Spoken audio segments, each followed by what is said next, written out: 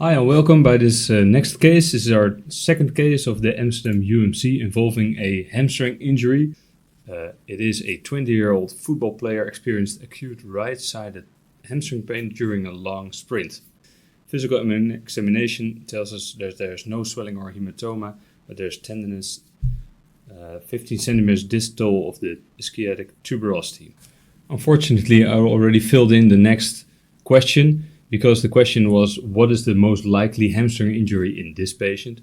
Well, if you have a pain after a long sprint, we suspect a partial injury, and when you suspect a partial injury, it's most of the time it's at the myotendinous junction. So answer D is the correct one. In a water ski event or a hyperextension, you would suspect a complete avulsion, and then the free tendons would be involved. Okay, let us take a look at the images. So first we take a look at the coronal T2 fat set to have a proper assessment of both sides, and then immediately we can see on the right side where we have placed a marking that there's severe edema alongside the tendons. But what is exactly going on is a bit more difficult in the coronal images, because we can see a tendon over here, but at this point we see also a tendon, but it's a bit thickened and it is complete avulsed. At this point it's very difficult to see that. So then we immediately go to the transverse or axial planes. So we start with the PD fat set, so we can take a proper look at the edema. Then we can see the edema over here. So here we can see the semimembranosus tendon, and we can see that it's still attached to the ischial tuberosity. And the other part, the conjoined tendon of the semitendinosus in the biceps femoris, is injured, as we can see here. Here is still the muscle. The tendon is a bit blurry at this point, but over here we can see it. So it's a bit wavy, but we can see it's still intact and there's no retraction. Okay, so now we're going to look at the T2 transverse planes. Let us zoom us in a bit. And well, we can see exactly the same. So the semimembranosus tendon over here, which is intact, and the conjoined tendon, which is disrupted, but still the musculus insertion on the ischial tuberosity is intact. We can still see that there are some fibers intact and there's hematoma surrounding it. Okay, so our next task is to annotate the ischiatic nerve on the left. And you can see that there's a close relationship to the tendons and the sciatic nerve over here, which is important. If you have a complete avulsion on the other side, the ischiatic nerve can be damaged or not.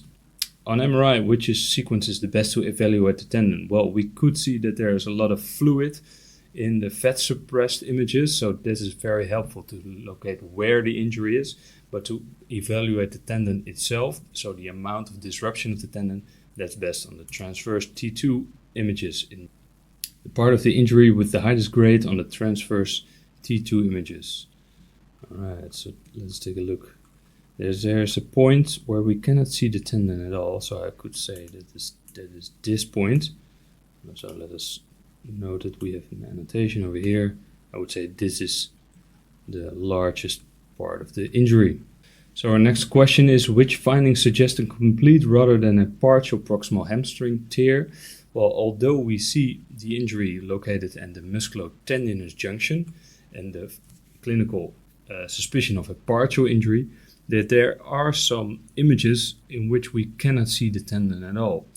That can be due to a small hematoma surrounding the tendon.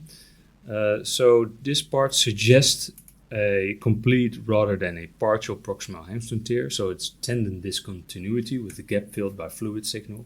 But in fact, since there's no retraction and since the clinical history tells us it looks like a focal complete tear, but it is a proximal partial tear.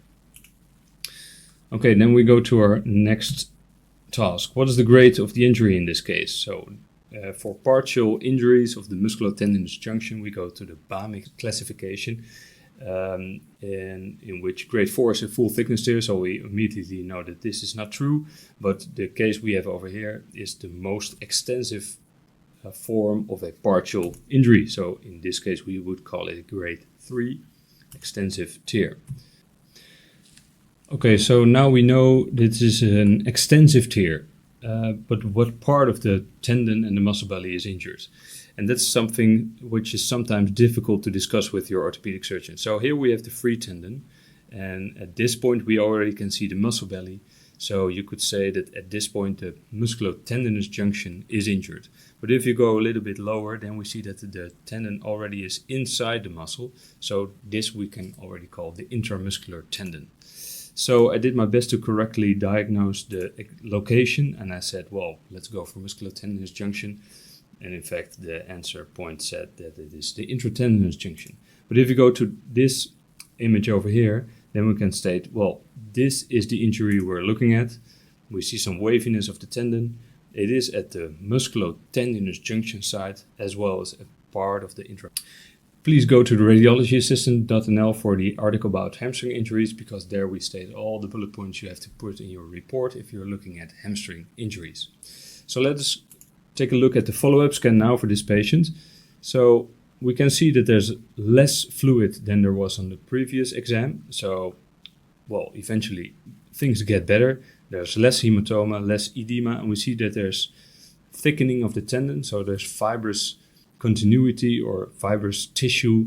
But if we go to the T2 images and we zoom in a bit, then it's better to depict the fibrous connective tissue going all the way alongside the injured tendon. So we see more fibrous tissue growing, less edema. So this is a nice follow-up scan with healing of the tendon. So the solution, highlight findings: high-grade partial injury of the distal part of the proximal musculotendinous junction of the conjoint tendon with waviness. So that indicates the waviness, that there's a high-grade but partial injury. So a biomic 3, B or C injury, proximal musculotendinous junction.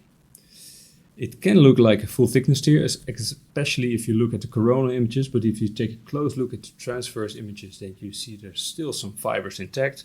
And since there's no retraction, and since we do not suspect a full thickness injury, it's very unlikely. And in the follow-up scan, we saw that there was nice regeneration of the tendon with fibrous tissue growing. All right, so that was the case. Some more references, but please go to radiologyassistant.nl for more information. Thank you.